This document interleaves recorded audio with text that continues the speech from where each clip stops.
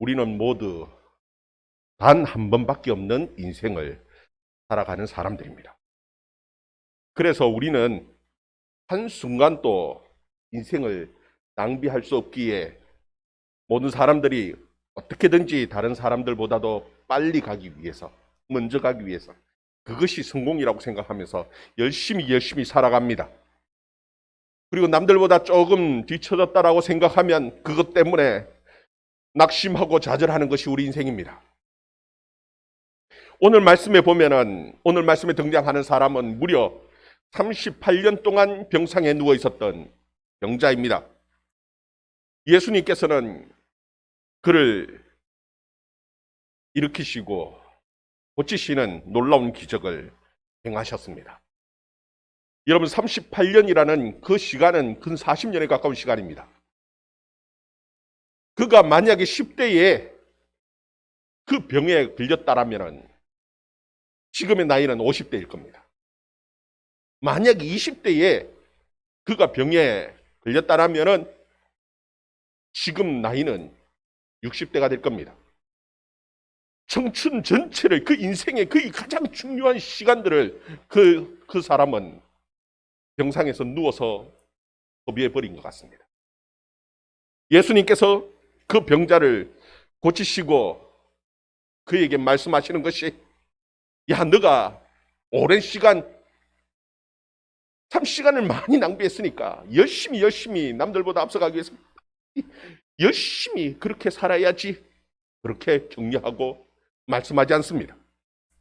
오히려 그에게 지혜를 짓지 말고 하나님의 말씀대로 살아갈 것을 권면해 주고 계시는 것입니다. 여러분, 우리 인생에서 중요한 것은 얼마나 남들보다 더 빨리 가느냐, 더 먼저 가느냐, 그것이 우리 인생의 성공이 아닙니다. 그것이 중요한 것이 아닙니다. 결국은 우리 인생에 남는 것은 믿음으로 사는 것, 하나님의 말씀대로 사는 것만이 가장 중요하기에 예수님께서는 그 병자에게 그렇게 권면하고 계시는 것이에요. 우리 1절부터 4절까지의 말씀 우리 같이 한번 읽어봅시다. 1절부터 4절까지의 말씀 같이 읽습니다. 시작. 그 후에 유대인의 명절이 되어 예수께서 예루살렘에 올라가시니라.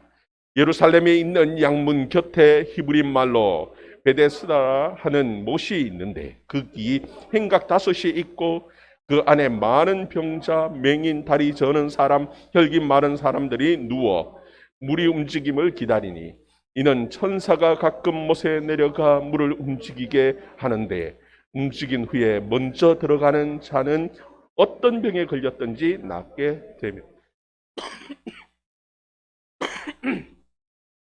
예수님께서 명절에 예루살렘을 찾아가셨습니다.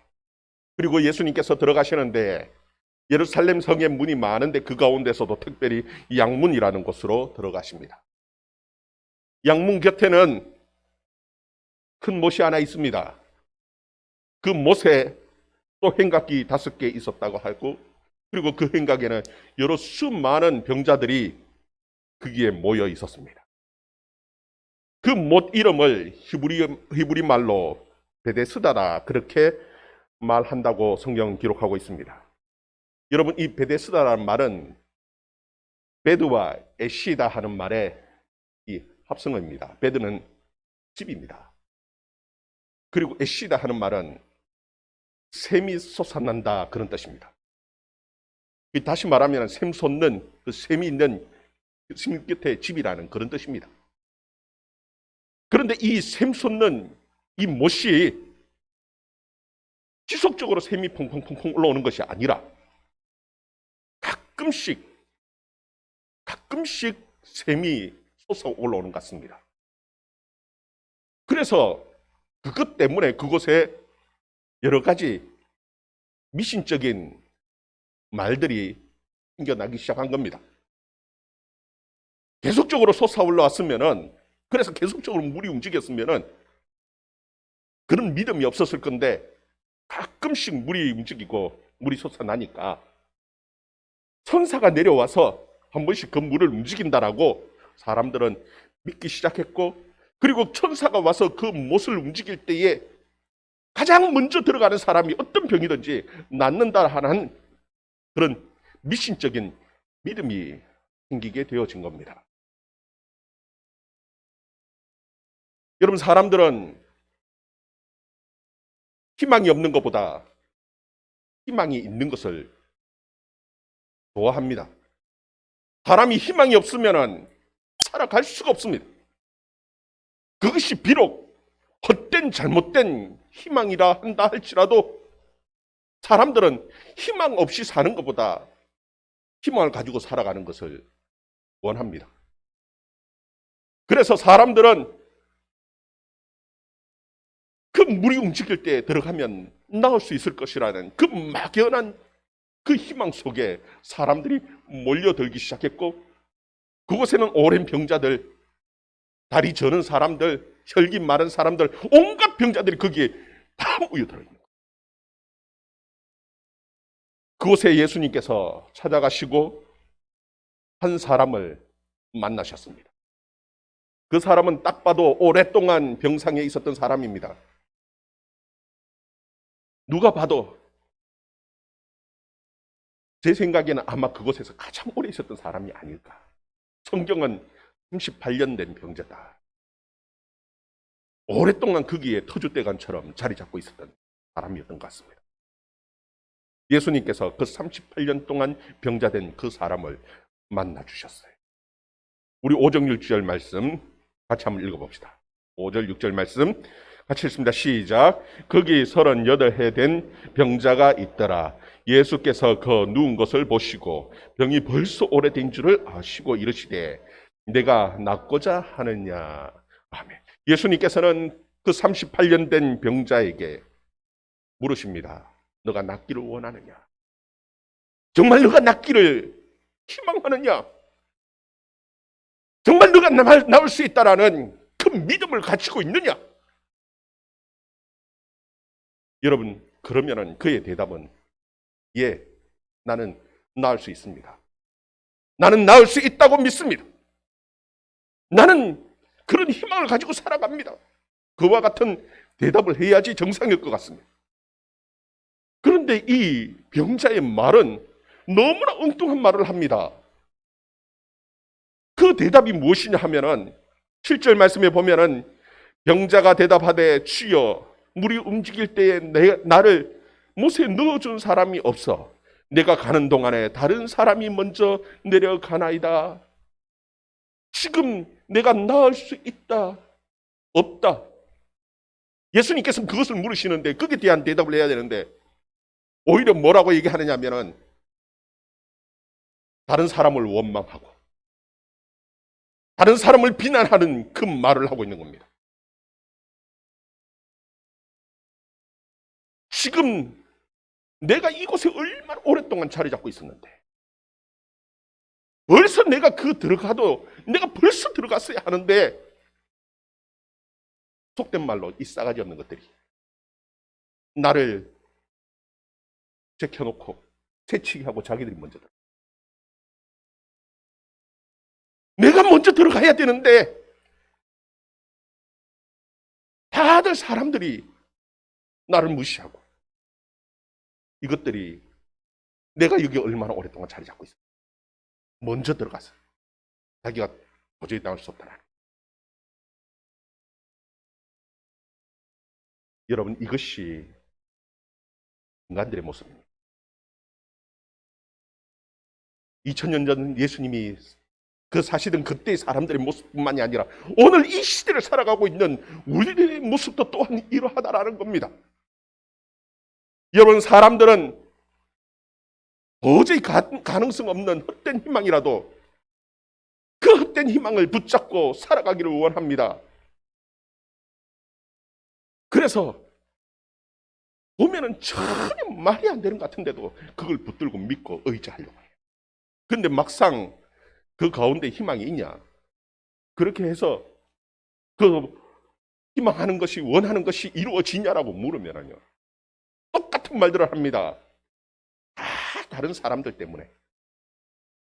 대통령 때문에 우리가 이렇게 힘들고 어렵고 내가 이웃을 잘못 만나서 이렇게 힘들고 내가 인생을 이 모양으로 내가 부모를 잘못 만났어. 모든 다른 사람들의 핑계를 대고 다른 사람을 원망하고 다른 사람을 비난하면서 헛된 희망을 품으면서도 그 모든 원인들을 다른 사람들에게 비난하는 것으로 다 화살을 돌리면서 살아가는 것이, 여러분, 이것이 우리 인생입니다.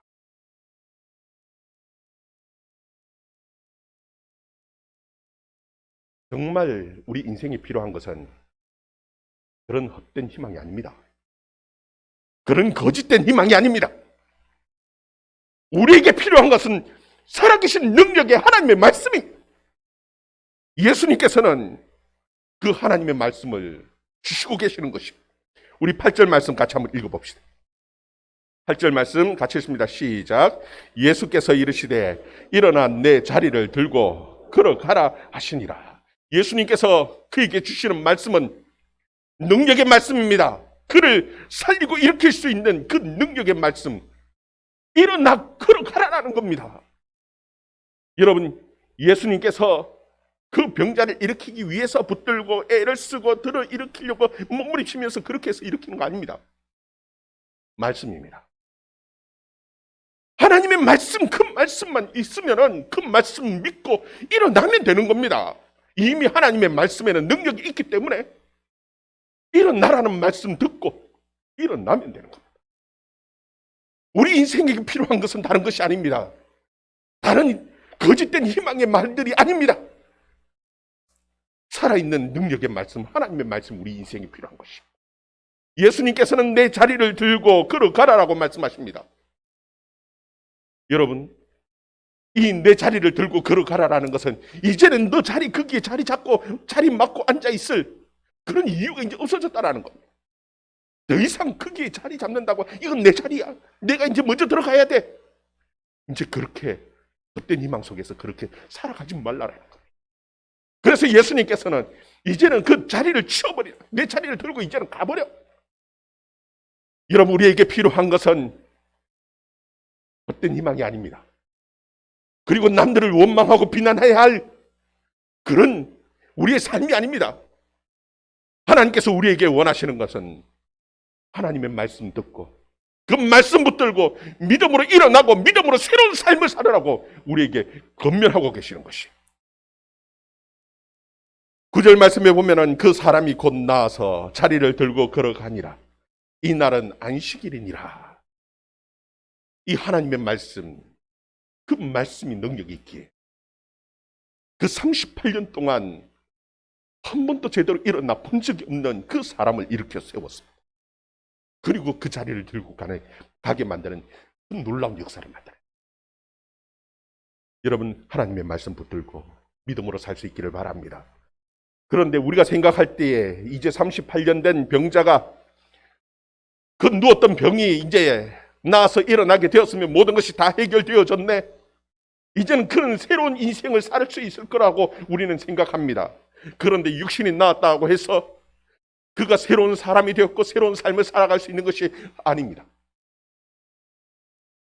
그가 새로운 삶을 살아가기 위해서는 중요한 두 가지를 이겨내고 극복해내야 하는 겁니다. 그 하나는 주에서 말하는 온갖 악한 말들을 믿음으로 이겨내야 하는 겁니다. 그리고 또 하나는 우리 속에서 올라오는 그 모든 죄의 욕심들을 하나님의 말씀과 믿음으로 이겨내야 하는 겁니다. 그때 진정한 새로운 변화의 삶, 새로운 인생을 살아갈 수 있는 것이에요. 여러분, 38년 된 이 병자가 일어났다라는 것은 기적 중의 기적입니다. 놀라운 하나님의 역사입니다.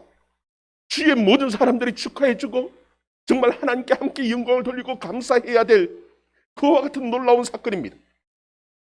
그리고 이 사람은 참 새로운 인생을 얻고 나가서 하나님께서 나를 이렇게 고치셨다라고, 내가 그리스도를 만났다라고, 정말 사마리아 여인이 사마리아 동네를 다니면서 그가 만난 예수를 전했던 것처럼 그와 같이 복음을 전하며 새로운 인생을 살아야 하는데, 아마 예수님께서도 그에게 바랬던 것은 그와 같은 삶이었을 건데, 그런데 주위의 사람들은 그렇게 좋은 얘기를 해주지 않습니다. 오히려 이 38년 된 이제 겨우 고침을 받은 이 사람에게 정죄하기 시작하는 겁니다. 온갖 악한 말로 막 시작하는 겁니다. 뭐라고 얘기합니까? 너 왜 죄를 짓느냐라고. 안식일인데 안식일 날 왜 이 일을 하냐라는 거예요. 왜 자리를 들고 걸어가냐. 여러분, 안식일은 일을 하지 않는 날이 아닙니다. 하나님이 원하시는 일을 하는 날입니다. 안식일은 하나님께서 주시는 은혜의 날이고 축복의 날입니다. 그런데 이 무지한 사람들이 단순하게 일을 하지 않는 날로 만들어버렸어요. 오히려 그 비난 소리를 들을 때에 하나님께서 내게 은혜를 주시고 내게 축복을 주셨어. 하나님께서 내게 엄청난 큰 하나님의 은혜를 주셨다고 간증하면서 그 모든 온갖 그 악한 비난의 말들을 이겨내야 하는데, 그런데 이 병자의 마음은 전혀 바뀐 것이 없습니다. 과거처럼 남 탓하기 시작하는 겁니다. 남을 비난하기 시작하는 겁니다. 나를 낫게 한 사람이, 그 사람이 걸어가라고 했지. 내가 무슨 잘못이냐고. 그 온갖 악한 말들을 이겨내주려고. 오히려 하나님의 축복에 대해서, 하나님의 은혜에 대해서, 하나님의 말씀의 능력에 대해서 증거를 하면서 그 베데스다 지역, 그 예루살렘 그 지역을 부흥을 일으켜야 될 이 하나님의 은혜를 받은 사람이 오히려 여전히 바뀌지 않습니다. 여전히 다른 사람 핑계대고, 다른 사람 원망하고, 다른 사람 비난하고, 몸은 바뀌었는데, 육체는 고침을 받았는데 그 마음은 전혀 고침을 받지 못한 거. 여전히 악한 말을 이겨내지 못해요. 그뿐만이 아니라 그 뇌에 올라오는 그 죄의 그 욕심들도, 그 죄의 욕망도 이겨내지 못하는 겁니다. 우리 14절 말씀 또 한번 읽어봅시다. 14절 말씀 같이 읽습니다. 시작. 그 후에 예수께서 성전에서 그 사람을 만나 이르시되, 보라, 내가 나았으니 더 심한 것이 생기지 않게 다시는 죄를 범하지 말라 하시니. 아멘. 예수님께서는 지금 뭐라고 말씀하시냐면, 더 심한 것이 생기지 않게 다시는 죄를 짓지 말라. 여러분, 이 다시는 죄를 짓지 말라, 이 의미 속에는 여러분, 그가 그전에는 방탕한 삶을 살았다. 예수님께서는 그 삶을 다 아십니다. 그가 병들어서 38년 동안 그 누워 있었던 그 모든 것의 그 원인이 그의 그 방탕한 삶, 그 죄의 모습이에요. 여러분, 모든 병이 죄 때문이라는 말씀이 아닙니다. 이 38년 된 이 병자의 이 문제는 예수님께서는 그 죄의 문제라고 보고 계시는 겁니다. 그리고 이젠 더 심한 것이 생기지 않게, 이제는 다시는 죄의 그 과거의 삶처럼 살지 말고 이제는 새로운 삶을 믿음으로 말씀대로 새로운 삶을 살아라고 권면하고 계시는 거예요. 여러분, 더 심한 것이 무엇입니까? 여러 가지 있을 수 있겠죠. 여러분, 가장 심한 것이 무엇이냐 하면, 가장 비참한 것이 무엇이냐 하면은 죄를 짓다가 영원한 형벌 지옥에 떨어져요.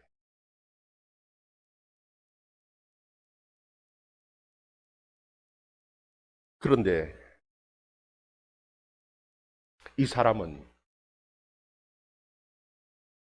그 예수님의 그 권면의 말씀을 도무지 믿음으로 받아들여요. 그 예수님의 그 권면의 말씀을 하나님의 말씀으로, 아멘으로 받고, 그 속에서 올라오는 그 모든 죄를 이기고 믿음으로 살아가면은 하나님께서 그에게 엄청난 새로운 인생, 믿음의 그 삶을 살아갈 때에 하늘의 놀라운 축복이 그에게 임하게 되어지는데, 그런데 그는 하나님의 말씀으로 받지 못하고 오히려 뭐를 하느냐 하면 예수님을 유대인들에게 가서 고발해버려요. 여러분, 우리는 하나님께서 물질적인 축복을 주면은 그것이 모든 우리의 인생이 다 해결되어지는 것처럼, 내 아픈 육체가 나아지면은 모든 것이 다 해결되어지고 나는 새로운 인생을 살 수 있을 것처럼 착각합니다. 예수님께서는 믿음을 보시고 보통 병자를 고치셨지요. 그런데 지금 이 38년 된 이 병자는 믿음을 보시고 고칠 수 없는 너무나 절망 가운데 있는 그와 같은 사람에게 미리 고쳐주시고 믿음으로 살기를 원하셨는데도 불구하고 믿음의 길을 가지 못. 여러분, 우리에게 필요한 것은 물론 물질의 복도 병도 나아주게 해주시고 이 축복 받으면 좋지요. 그것보다 더 중요한 것이 우리의 마음과 영혼이 바뀌어서 이제는 진짜 새로운 삶, 하나님이 원하시는 그것이 사는 것이, 그것이 진짜 축복인 것을 여러분 깨달으시고 날마다 믿음으로 살아갈 수 있는, 그래서 정말 주시는 그 하나님의 놀라운 축복을 누리면서 살아가는 그런 인생이 되어줄 수 있기를 주의 이름으로 축원합니다. 우리 같이 함께 기도합니다.